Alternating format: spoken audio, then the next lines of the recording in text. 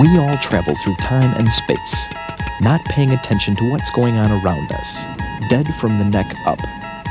You are about to enter a world that is real to more people than the average person realizes. This world is full of deceit, immorality, ruthlessness, treachery, and just plain bad. This world exists so that few can profit and many can suffer. You've just entered the Dice Zone. I still work for a top-secret government agency, the very nature of which is so confidential I cannot tell you its name. I'm still not at liberty to tell you my name, nor can I tell you why you're here this morning. I'm no smarter this year than I was last year, unless anybody has any specific questions pertaining to dice. This concludes your briefing. This is our mascot here. His name is Mel. I will tell you why we call him Mel at a later date if you're really that interested. But Mel is our mascot, as you can see here, our 5-foot figurine. Everywhere we go, we take Mel with us. He is the reinforcer. Dice is the subliminal message that goes into your subconscious that every time you see a pair of dice, you think espionage. That's the whole key. Now, I know a lot of people remember dice, but they don't know what it stands for. What it stands for is defensive information to counter espionage. That's what it's all about. All I need you to remember is espionage and dice. Now, I need to know truthfully, since you have had dice introduction, have you ever had the opportunity to see a pair of fuzzy dice hanging from the rear view mirror and thought of the dice program of espionage? Really? Can I say not? No? No. It does work, okay? It does work, trust me. Because that's how come we're going to do this every year. Because every year it gets planted a little deeper in your mind. By Dice 4, the mini-series, you're never even going to have to give it another thought. Because every year we're going to come back and we're going to tell you these things. Now, why do we have such a program? Because there's a DoD Directive 5240.6 that states every agency must have a counterintelligence and awareness program. And that's what we did. There's still only 3 ways to discover espionage. That's never going to change. There's a lot that you're going to see from Dice Introduction that's still here. It's never going to change, even with Dice 20. Penetrate and ask the spies. That's the biggest thing. We have more defectors now than ever before. There's so many right now that we can't even debrief them all. We have to give them a number. Those that have great information, we're debriefing right now, and those who don't have that great of information, we're waiting to get to them. That's how many defectors we have coming out. Y'all remember what we used to call the program, or wanted to call the program, DIA Reporting Requirements on Hostile Espionage Agents. Yeah, that's what it was going to be called, but a lot of people, they liked it, but they didn't like the acronym. You all might remember the acronym there, right? I still like it. There's a lot of stick-to-itiveness there with that. You just don't forget your diarrhea briefing. I can't convince anybody of that, so we ended up having to go with DICE. DICE is better than nothing else. What have we done since last year? This is what we've done. Now, you're looking at those figures and you're saying, right, boy, don't they look phony. But those are actual figures. Okay, the people might be off by 5 or 6. But we actually did 150 briefings. We did about 45 of those in DIA, and the rest have been all over the United States. We have not gone overseas yet because of budget. We have been requested to go overseas, but we can't do it yet. Now, out of those briefings, we received 150 reports. We did not get 1 report per briefing. There were some reports, some briefings that we actually received 5 or 6 reports. The majority of them we don't get much. But I'm here to tell you that we gave a DICE briefing last year in this auditorium, and there was an Air Force captain in the audience who came to us. We sat down, listened to everything that person had to say, and the individual that was the suspect is now undergoing an Article 32. And we have to testify. We were supposed to testify last Wednesday, my partner Carl Buckland and myself. We actually investigated the guy. We did a house search, and we found classified material in his home. And now we're trying to see just how far we can go with it. Hopefully in DICE 3 or DICE 4, depending on the judicial system, we'll be able to brief that entire case to you. But that came out of a DICE briefing. Does that make his program worth its weight? Yes. Definitely. We got 1. But you know, we don't ever want to catch spies. That's not the purpose of this program. The purpose of this program is to deter espionage. And by you people getting educated, knowing what the spies think, how they act, then you're going to deter it. Suspicious or curious activity is not going to survive anymore. Somebody's going to come forward and tell us. And the people who are the spies are not going to feel that it's easy to commit espionage. That's the key. Florida man who was in West Germany supposedly to protect our country has now been charged with selling it out. Roderick James Ramsey is a former U.S. Army sergeant. He was picked up yesterday on espionage charges. Investigators say he helped convicted spy Clyde Lee Conrad sell sensitive documents to the Eastern Bloc. Ramsey was charged with conspiracy to gather or deliver defense information to aid a foreign government. This is an offense punishable by imprisonment up to a life sentence. FBI Director William Sessions says the investigation that resulted in Ramsey's arrest is one of the most complicated the Bureau has ever taken on. So what's the threat?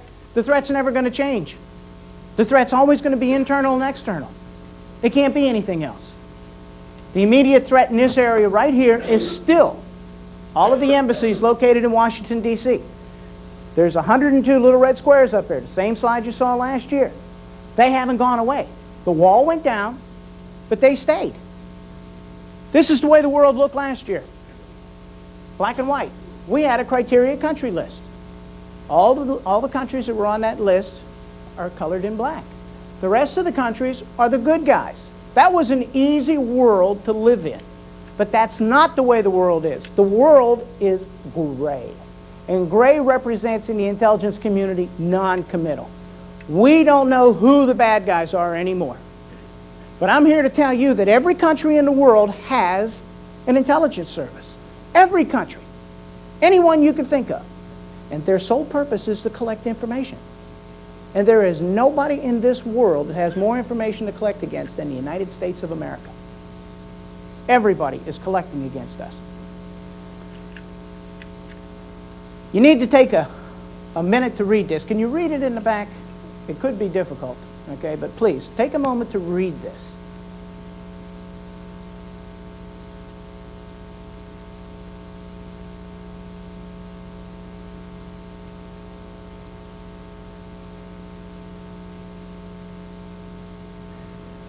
The British intercepted it. The BBC intercepted this message, this speech, way back in the 30s. And they had been teaching it at the British intelligence school. And if that's not the way the world is today, then I'm a monkey's uncle. Now, glasnost and perestroika aside, this is not anything political. We're not talking political at all here. We're talking intelligence. And from an intelligence standpoint, nothing's changed. Absolutely nothing. They are lulling us into a false sense of security. A lot of us are just embracing the whole world and giving them information because we think this is the thing to do. And it's not. No briefing would be complete without talking a little bit about the Soviet Union. And I'm not going to hit hard on it, but you must realize that all the changes that have been made in the Soviet Union have been internal, not external. The United States of America is still enemy number one. That is USSR doctrine. We are still enemy number one to them. The only people to receive a raise in the Soviet government is the KGB. They're the only people to receive a raise. They have a lousy economy. There's nothing going for them, but yet the KGB got 15%. That's saying something right there. I saw a cartoon last week, as a matter of fact. It had Gorbachev sitting on the lap of the KGB. That has not changed. There are 1.5 million people employed by the KGB. 1.5 million. That's quite a lot. And they're all directed against collecting in some way, shape, or form. And we are the target. We are the target of the majority of those collections. Now, they are having such a difficult time covering every delegation coming to the United States of America that they are now having to call back retired KGB agents. Can you imagine? There's 1.5 million and they don't have enough. They're calling back retired to cover all the delegations here. Now, the Soviet bear, the Russian bear, has taken on a new image from what we used to see it. It's changed just a little bit. Ronald McPerestroika here is where it's at now in the Soviet Union. They have to have more businesses in order to be successful. I can't stress how bad their economy is. Now, the KGB will help any businessman get a contract in the Soviet Union, especially if that business is on the brink of bankruptcy. Because without the help from the KGB, they're not going to be successful, and they know it. So the KGB will help them in return for something, of course. So if you're dealing with outside contractors that are going into the Soviet Union, just be on your toes. Watch your P's and Q's. Live within yourself. Only tell them what you're supposed to tell them and deal with them in an official manner. Do not become their buddy. But that's their number one target. But enough of the Soviet Union. Let's talk just briefly about Vietnam. This might surprise some of you.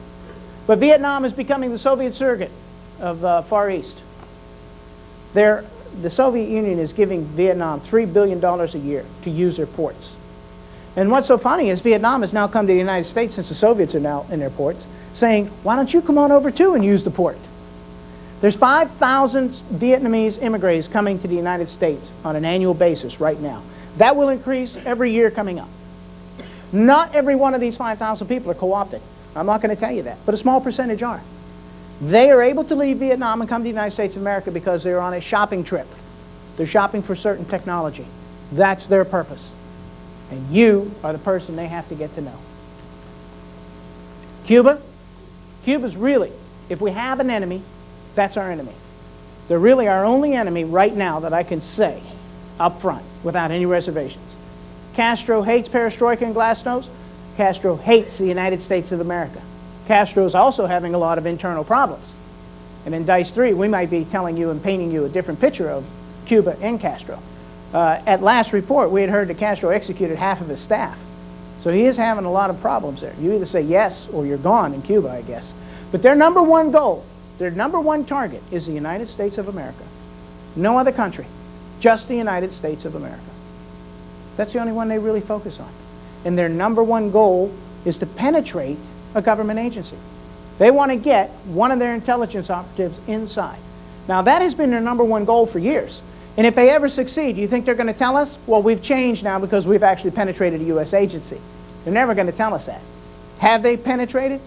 Probably. We don't know for sure because nobody's told us anything suspicious or curious about somebody that might fit the MO, the method of operation. But keep in mind, they're very, very aggressive. Let's talk just briefly about China. We all know that China is the oldest intelligence service known to man.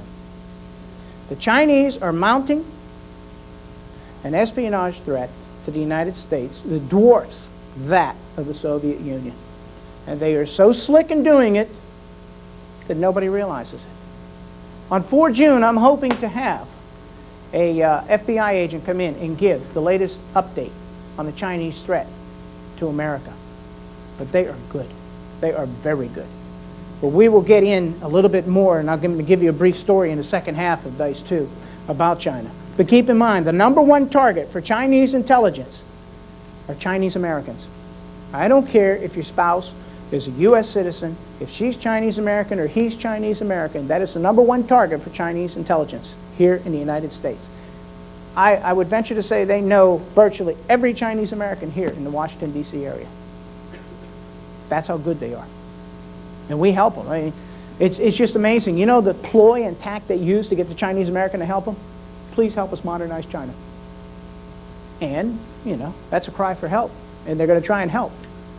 And they do. And they're very successful at what they do. How successful, we really don't know. You need to take a minute to read this, and I'll explain to you. When an intelligence service controls the environment, that's when they work the best. And this is the mindset that best shows what I'm talking about. That's why the Soviet Union doesn't work really effectively in the United States, because they can't live in that mindset. Our mindset is, if everything is permitted, that is not forbidden. And then I love France. In France, everything's permitted, even if forbidden. And when you go to the Soviet Union, it's just the opposite. So when you're there, if you're traveling, or if you're currently stationed there right now, you have to be aware of their mindset. And when they control the environment, that's when they do you in. That's when they go to work. This is a secret I'm going to share with each and every one of you. The secret to recruiting spies. Now, I need a little honesty here. How many people here have ever recruited anybody? Nobody? Nobody's ever... How many people have been recruited? Feel they've been recruited? Nobody. How many people here are married? Anybody married? Tell me you weren't recruited or the recruitee. It is no different. Look at it in that vein. It's that simple. If you're married, you did the pursuing, you did the recruiting. And if you weren't, then you were recruited. And that's how they did it. The first thing you did, in my case, when I met my wife, I wanted to make friends with her. I wanted to see, what's this lady about? Well, that's what an intelligence officer does with you. They just want to make friends with you. I didn't do anything that would be threatening to that person. I didn't want that beautiful woman who I thought was very interesting to me to run away until I got a chance to know her better. That's what they do to you. You learn to love them and get inside their personalities. Now, some of us don't have that deep a personality, so it's not that difficult to get inside of, all right?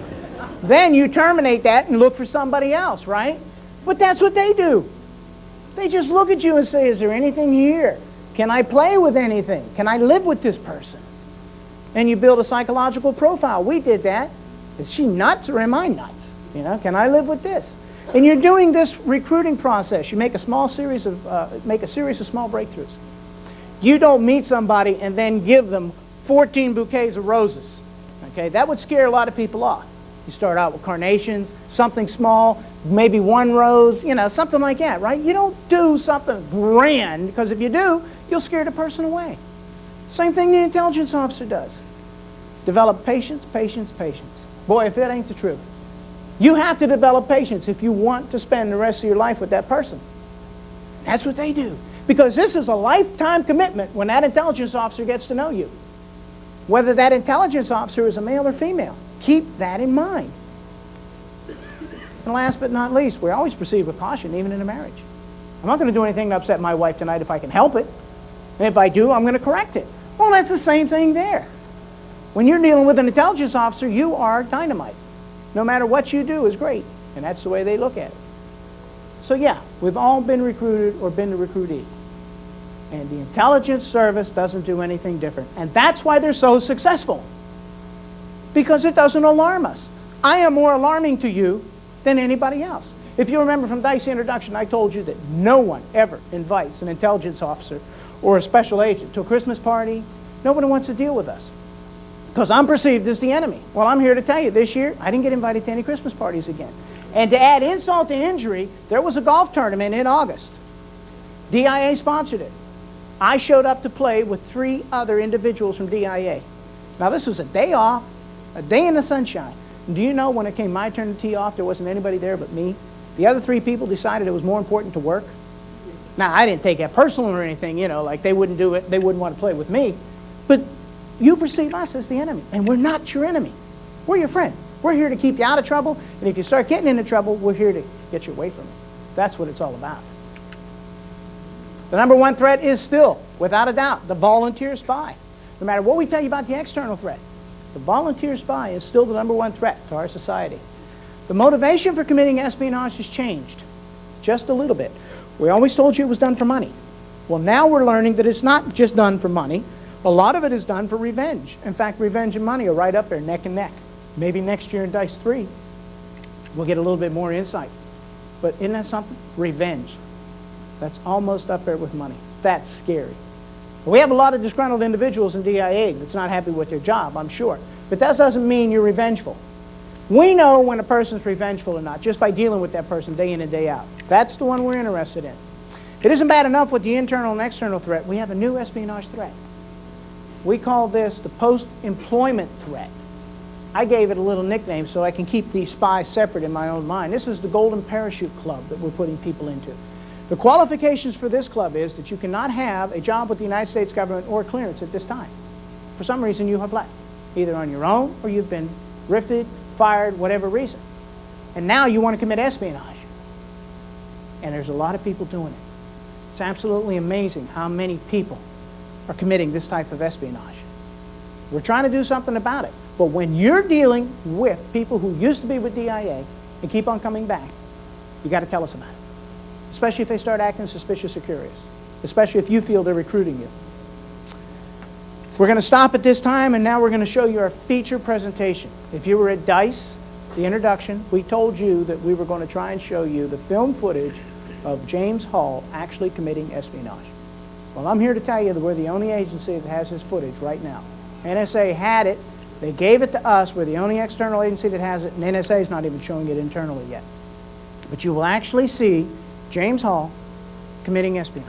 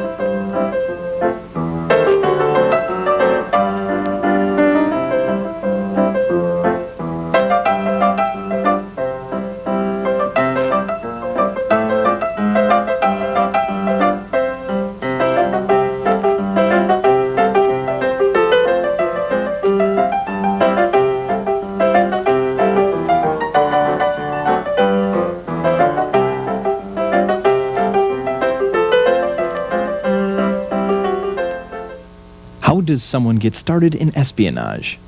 You can do as James Hall did. Hall recreated this letter. This is the letter he left at the Soviet embassy in East Berlin.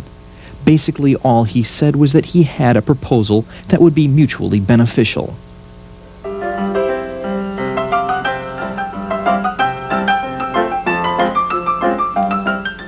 No one commits espionage in their own house. Too risky. Hall rented this apartment in Frankfurt, Germany. It was fully equipped with everything a spy would need. The best thing about the apartment was that he had peace and quiet with no interruptions. These are all crucial to become a spy.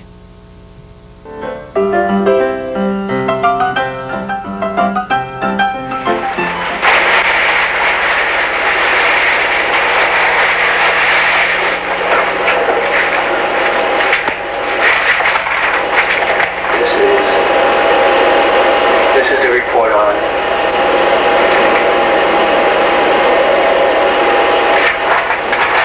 General Taylor's trip to the Soviet Union. Yes. His observation of the exercise. Is this classified? Is this confidential? Yes. Okay, thank you. This is one report, one whole report? Yes. Okay.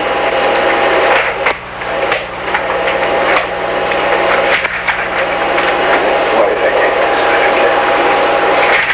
Something here about the Soviet Union. Now these are different reports? Yes. What are they on? Well, this is a standard type report. Yes. It comes out of Panama. Yes. But Oh, this is what you mentioned down there, that they have listening devices. no, the intelligence center supporting the Panamanian, United States Panamanian Command Yes. has a standard report they issue every day on their current conditions, and what intelligence they've gathered over the last 24 hours. But I'm not sure why I took this one, to tell you the truth. Yes. And that is classified also? Yeah, this is secret. Secret? Yes. Okay. I think what I did here was try to collect some of the type of information, just a quick rouse of my open desk to what things that were available to me, so they can survey that and see what things are interesting. Okay. So you mean to give it like a sample? Yeah. Okay, now what is this one? Same type of report. Same as this one? Not the same, but same type. Similar? Right. Yes. And this is also secret? Right. Yes. Secret, no foreign. Means no foreign dissemination. Means cannot be given to foreigners? Right. Even friendly foreigners? Like Germans, like English? English. Yeah. Cannot be given to English or anybody in NATO? Normally not. This is just for When Americans? you see no foreign, means no foreign dissemination. Yes, okay. Just for American. Yes. Wintel Yes. means that there is a disclosure of the intelligence source in here. Yes. And this one particularly comes from the CIA. CIA copy. Yes. And this one talks about terrorists and oh, I know why I did this one. This is backwards. But this talks about how the East Berlin police arrested terrorists. But it gives some analysis as why they did that. Because they don't normally arrest terrorists, they just let them go into West Berlin. In this particular instance, they arrested these guys. And this is all. So you receive information from CIA also, not just military? Yeah. Okay, this is secret also? Right, this is all. This is one report? Right. This 3 pages? Okay. Right, this is part of that. Oh, this is part of this. Is that number 4 page? Look at it. This is Page one. one. Yeah, let me see. I think this... The pages may even be duplicated here. Let me check this. 02. Yeah, this is the same. Oh, the same. So you made 2 copies of one page? Inadvertently, yeah. Yes, that's okay. Hey, when you're copying stuff, man, you just copy It it. is better to have an extra page than to have one missing page. And I tell you what, I think if you look through here, there's a readability problem. Oh, maybe that is why, yes, okay. I did this a while ago. This is Not the very beginning of the clear. month, right? Yes, This is all one report here, too. okay. This, Now what is this one I'm about? going to tell you. This is from the European Command. This is yeah, you guys might be interested in. They identified some Oh, KGB agents, yes, of course. and that's what this encompasses. Yes. And how the presence in Italy and so on, and who they identified, where they operate from. Now all this is one report? Okay. And okay, that's a secret also? Now this is from the Army? This Or is from from CIA? This is from. Well, they may have gotten this from CIA, but this particular report was issued by UCOM, European Command, Okay, of the Army? of the Allied forces in Europe. Okay, very good. Okay. Actually, they're above NATO, if you will. Yes. They're higher. Higher. Okay. Okay, now it is my turn to give you something. To give you something. Okay, I have my like I said, my people. This is benefits from USSR for a change, not from Germany.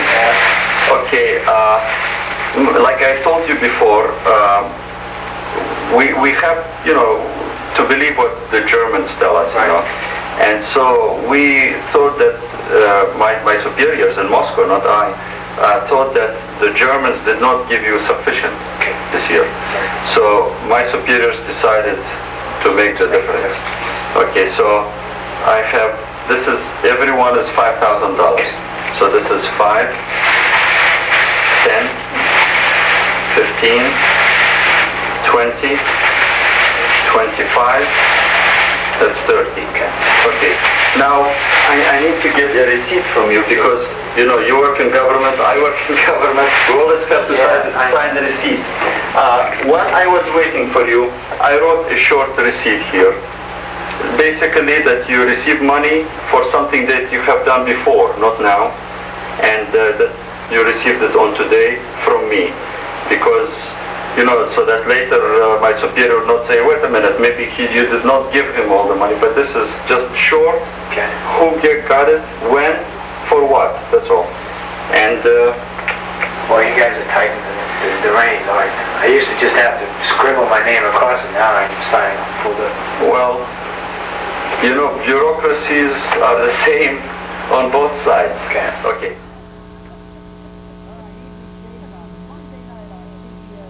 Shortly after he received the first payment of $30,000, he got another $30,000. And he put all $60,000 in that PX bag that he walked in with the classified material with. And it's just absolutely amazing when you see the entire footage. He was actually giving who he thought to be the KGB man information on how to make a better briefcase so he can get more documents in and out of facilities. Devastating. Absolutely devastating. He's currently serving his sentence, which was 40 years. The earliest he's eligible for parole, is 26th year. And he's at the DB disciplinary barracks at Fort Leavenworth, Kansas. And his best friend, the guy he pals around with in prison, is Clayton Lone Tree. Birds of a feather flock together. Yeah, they have something in common. And that's where they're at for the next 26 years. I myself don't think it was worth the $200,000 to $400,000 he claimed he made in committing espionage. And the most important thing you got to realize there is, if it wasn't for a defector, that man would still be committing espionage today. He could even be assigned to DIA. He was a warrant officer, and he was on his way up. And keep in mind, people committing espionage are usually our best employees. They have to be good employees to do two jobs at one time, working for our government, working for another government. Now, that's not to say we're going to go and look for all the good employees here in DIA and investigate them. But there's a lot of things, and hopefully we're going to clear up some of that before this ends. Dumb luck. We still live by the credo, dumb luck. If it wasn't for dumb luck, a lot of these people, and I mentioned 77 since 75 that are now in jail for espionage, wouldn't be there. It wasn't because we were good. It wasn't because somebody came forward and told us information. It was dumb luck. The first case of dumb luck that I want to talk about is Larry Wu Tai Chen. I touched on China earlier, and I just want to touch briefly on this man here. There's several things I want you to keep in mind. Former Premier Zhou Enlao said that Larry Wu Tai Chen was the greatest espionage case the Chinese had ever run. And if you'll remember, I told you the Chinese is the oldest intelligence service known to man. And they gave this guy credit for being the best. He worked at CIA, and he was not caught. He was not detected because of any co-worker. He was caught because of inside information, a sensitive source that told us there was an individual working at CIA that was a spy. He had already retired from the CIA before we were able to arrest him. Retired. He'd finished doing it. He wasn't even committing espionage anymore. He'd done all the damage that he was going to do. But we got him. We could have learned a whole lot more from this individual had he not done what he did. If you remember from Dice 1, I said at that time, if you get involved in espionage, there's only two things you can do to get away from it. Only two ways out. Either turn yourself into intelligence service to your own, or you commit suicide. And Larry Wu Tai Chen committed suicide. And we just lost so much information. I don't know if we really wanted to know it. It would have been that devastating. But he exhibited the same indicators that the volunteer spy does. He was a womanizer. He was married. He dated, whenever he left the city on TDY, he dated anybody that would say good morning or hi to him. He was heavy into gambling. And he owned the title to 30 separate properties in Washington, D.C. That's a lot of money. They estimate this man made over $1 million, $1 million committing espionage. His severance pay, when he left, you know, after doing a good job, we get that plaque. He got $500,000 from the Chinese. You know where he'd meet? He would meet in London, Toronto, and Hong Kong. That's where he met for the entire time. How long did he commit espionage? He was recruited by Chinese intelligence in 1940. He didn't become a U.S. citizen until 1965. He didn't get a top secret clearance until 1971. But yet he was given access to classified information as far back as 1952. You know why? Because he was good at his job. His job was interpreting. And because he was so good, hey, we don't care if he has a clearance or not. Give him this information. We'll get our job done much quicker. And he was getting this information, passing it on to the Chinese. We were never ahead of the Chinese that entire period of time based on what he was given, because he was given access to everything. Even if he didn't have a need to know, even if he wasn't working on that project, he was given access to it because he was such a great guy. That's a shame. That's the only reason that's the only reason I can think of why he isn't briefed more. And I could spend an hour just on this man right here. But keep in mind, he was recruited, but he still exhibited the same indicators as a volunteer spy. We always talk about intelligence services, but here's a Lieutenant Colonel Kenneth Lee Landon. He didn't do anything with an intelligence service. And here's another teaching point here that I'm trying to get across. Contractors. This man was 30 days short of retiring from the United States Army with over 20 years in it. And what he did is just one small mistake. And I'm going to tell you what that mistake was. But what he was doing was he was trying to set up a job in the outside world after he retired. So what he did is he gave a classified document to a prospective employer. He thought that that prospective contractor should have the secret information. It was dealing with anti-armor at that time because he thought another contractor had it. That was his defense. But anyways, he was helping himself to get a better future. But here's the mistake he made. He was going to pass another document. He was going to pass one more. And he wasn't going to have it Xerox in his own office. And what he did is he took his secret document to another building on Fort Rucker and had another secretary Xerox a document for him. The secretary couldn't do it at that day. She said, I'll do it and I'll give you a call when it's done to be picked up. Fine. Next day comes, she's finished with the document. She calls up Colonel Landon's secretary and states, tell the colonel the document's done, I copied it for him. And the secretary said, well, why did you copy it for him? Because your machine is broken. That's what he had told the secretary, your machine's broken. Well, this secretary didn't say one word to the secretary she's talking to on the phone, but thought to herself, my machine's not broken, why did he do this? And she decided to make a big deal out of this. Why? Because she didn't like the colonel. She hated him. The colonel treated her like dirt. And she was going to get even. So what she did is she went to the other 3 lieutenant colonels. It was a 5-person office. And she told them what he had done. And they said, this sounds like a job for security. Why did they make an issue out of it? Because they didn't like him either. He was just one of those people you don't like in life. And when you get a chance for payback, you pay him back. So consequently, that's the only reason this was surfaced. If he would have been well-liked, nobody would have thought anything of it. They'd have said, Colonel Landon, go pick up your document, or I'll go get it for you, Colonel, because I like you. This would have all just never even surfaced. And it was a long round process, but I was the desk control officer, the case control officer back in 1984 for this case when it first broke. 84, 85 time frame. I have a good memory, it's just getting shorter as I get older. Anyways, you can see up there 1989. That's when we finally prosecuted this guy. It takes a long time sometimes. And you know, the first time we brought him in and questioned him, we told him, this is what you're suspected of, and he jumped back and he says, get away from me. I'm honest, I'm stable, I'm trustworthy, I'm mature, I don't drink. I would never do anything like that. And we said, fine. So the FBI put a surveillance on him.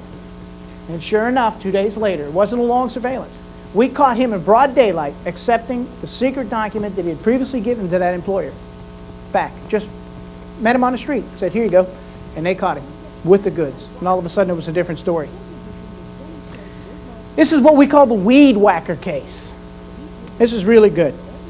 Here's an individual that one morning in Memphis, Tennessee, he wakes up. He's married. He has 2 small children. He decides that he's had enough. He goes to his bank, withdraws $7,200 from the savings account, leaves this note on the weed whacker that was next to the garage. His wife wakes up, sees the note, says, I'm gone. Don't look for me. And she didn't. Talked it over with the kids, and they didn't look for him. Nobody knew this guy was gone. Nobody. Now, you got to figure, where would this guy go with $7,200 to start a new life? Well, Paris, Rio de Janeiro, Las Vegas. I mean, yeah, $7,200 is not a lot, but it's something. At least have a good time. Our boy decides to go to the thriving metropolis of Belize. Belize is where he went. He went there, he told us, because he had heard you can get a small parcel of land and start all over. You know, I think he'd seen too many reruns of Wagon Train myself. You know, what's this starting all over again? You're supposed to go west, not south. But that's where he ended up. Well, he gets there and he finds out that was a lie. He was in Belize for a short period of time. He decided he was going to take a small trip, just a short trip to Bolivia. And he does. Gets on an airplane, goes to Bolivia. And when he gets to the airport, there were no taxis to take him into town. Being an American, he realized I got to get into town somewhere, and there's this bus leaving. And he jumps on this bus. Didn't know anything about the bus. And he didn't go very far before he realized he was the only person on the bus that didn't speak Russian. He jumped on a bus that was carrying a Russian dance troupe that was performing in Bolivia. So they gave him a ride in, and of course he feels obligated to go see the show. He sees the show the next night. And to make a long story short, the intelligence officer meets with him. 10 days later, he's in Moscow, and he's talking to the KGB. Now, he was under the impression that the Russians were going to give him an apartment and a job. So in return, he provided them with 35 pages of classified information that he recalled when he was in the military. He used to be in the Marines. He passed the personality test. They put him in the Air Force. No offense, Gunny. But anyways, that's just what I was told about the case, okay? He left the Air Force, and he then held 13 jobs in the next 10 years. But this guy, throughout all those jobs and everything, still could recall 35 pages of what he thought to be by now, as he told us, declassified information. Can't be classified. So he became his own classification authority and declassification authority. The KGB read it. They gave him $2,000 and a kiss. They said, hey, this is okay, but it's not what we really want. And unless you get a job at Los Alamos, Martin Marietta, or there was one other, Lawrence Livermore, don't bother us anymore, because you're of no use to us. Now, he was heartbroken. He felt like he was deceived and cheated, because he really wanted an apartment and a job. Do you all remember Wade Roberts, the private E-2 out of the Army that decided to go to the Soviet Union because he wanted a better life, and when he got there, they gave him a job. They put him on a snake farm. That was his job, on a snake farm. And within 2 days, he wanted to go to a U.S. jail. He wanted the jail, because it was much better than that snake farm ever be. Now, what's an individual look like that does this type of espionage? There's our boy, Frank Nesbitt. That's the man that decided to do post-employment espionage. Now, he leaves the Soviet Union. Soviets give him an airplane ticket, and he goes back to Guatemala.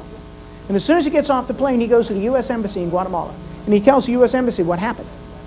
The U.S. Embassy was dynamite. Whoever did the handling of this guy was super. Because they didn't say, ooh, naughty, you're in trouble. They didn't do that. They just said, fine, we're going to get you in touch with the right people. And they put him on a plane the next day, and they sent him to Dulles. He got off. We put him in a hotel room in Tyson's Corners. That's where he's at. He's there for 4 days. Now, he's there thinking he's talking to the CIA, because you know what he wants to be. He wants to be a double agent. The old Campili syndrome. Whenever you're in trouble, that's when you immediately want to become a double agent. So he thinks he's talking to the CIA, and he's spilling his guts. And they're just taking it all down. At the end of the 4th day, the FBI figured they had everything. They arrested him right on the spot. It was really great.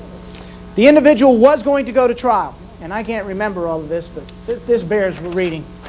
He just pleaded guilty. And he was sentenced to a federal prison, a psychiatric treatment facility at a federal prison. He was given a psychological evaluation prior to being sentenced. The report said he suffered from a mental disorder that included severe personality disorder, severe depression, and apparent episodes of psychosis. Sounds like a job description for a lot of jobs here in DIA, huh? This guy gets espionage. Yeah. No wonder his wife never reported him missing. She was afraid somebody was going to find him. Oh boy, daddy's home, kids. Yeah, this guy is a jerk. He's a loser. But there's a lot of losers like that out there that are destroying our national security. We got to put a stop to these losers, to these people that think everybody else is stupid. Profiles in espionage. This comes out of a study. Persons committing espionage believe.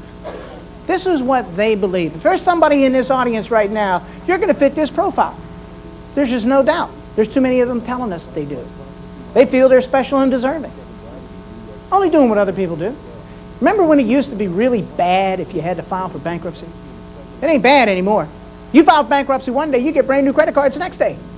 That's almost like the stigma associated with espionage. Like it's not that bad. Everybody does it. No, it is that bad. And everybody doesn't do it. And we have to put a stop to it. We have to deter it. They believe he's not a bad person, and like Hall told you in the video, nobody ever told me that, you know, this security program was for me, or that I had to abide by the rules, or that I would get caught. So taking advice from a convicted spy, I'm going to tell you, now it is not easy to commit espionage. Now, with a lot of people showing up for the education classes and learning the indicators and the clues to spotting people involved in espionage, you're going to get caught. Thoughts of a spy. Polygraph is terrifying to those people involved in espionage. And it should be. It should be. I'm here to tell you right now, if you're involved in espionage and it's your turn to do the poly, just come talk to us. Save yourself a whole lot of trouble. Because you're going to get caught. And you should be scared of the poly. However, if you're not, and you have to go in for a CI scope poly, you have nothing to be afraid of. New threat. We talk about espionage, but now we have to touch upon the new threat to DOD. That's counter-narcotics. Now, I'm not here to tell you that we know what that threat is, because we don't. In the 2 years that we've been working in this agency with counter-narcotics, we have not had one report. But I'm here to tell you that if anybody comes up to you and asks you any information about the counter-narcotics effort of DIA, or asks you for unclassified or classified information pertaining to the narcotics effort of DIA or DOD, you need to report that to OSC 3E. We need to know about it. That's all I want to touch on that subject. Espionage is gentleman's game compared to narcotics. And again, the same indicators apply, and the same thing applies. You're never ever going to get away from these people if you provide them information. The only other way is to turn yourself in or commit suicide. That's what we can tell you about narcotics. This is worth its weight in gold. We had 2 people travel to the Soviet Union last summer. This is an excerpt from an article in the Red Star newspaper, which is a Soviet military newspaper. And I'm going to read it so make sure everybody sees it. Our off-duty meetings were also warm. One of them historical in the full sense of the word, because for the first time, a group of American servicemen, including members of the Espionage Octopus, the Defense Intelligence Agency, visited a KGB border troop unit. That's how they see us. We are the Espionage Octopus. We're not the analytical think tank or any other name that you want to give us. They view us as the Espionage Octopus. So when you go to the Soviet Union, you got to know that. That's what you're there for. I don't care what you tell them. But I guarantee you, if anybody here travels to the Soviet Union, you will receive the knocks on the door. Y'all know about the knocks on the door, right? If you're staying at a hotel in the Soviet Union, the second or third night you're there, depending on how long you're going to be there, there's going to be a knock on your door about 10, 11 o'clock at night. If you're a male in the room, you're going to go to the door, open it, and there's going to be an attractive woman outside the door. Now, this is the Soviet Union, so it's going to be a semi-attractive woman, all right? But it's going to be the best they had to offer, all right? Now, if you're playing with all your marbles, you're going to say no thank you and shut the door.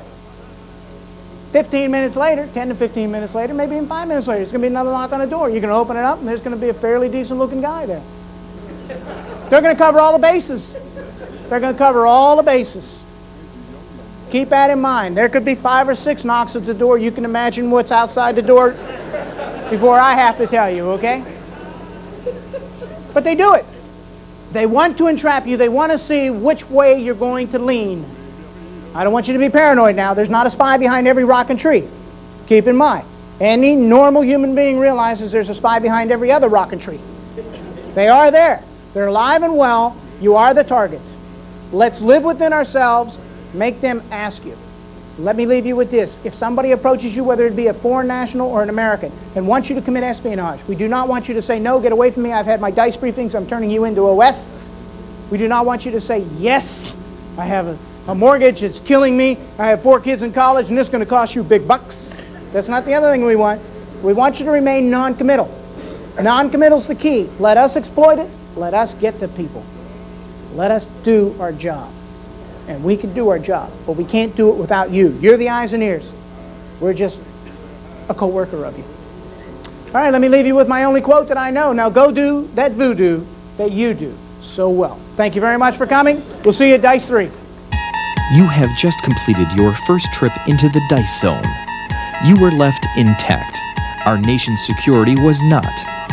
It's up to you to detect, deter, and challenge the dice zone.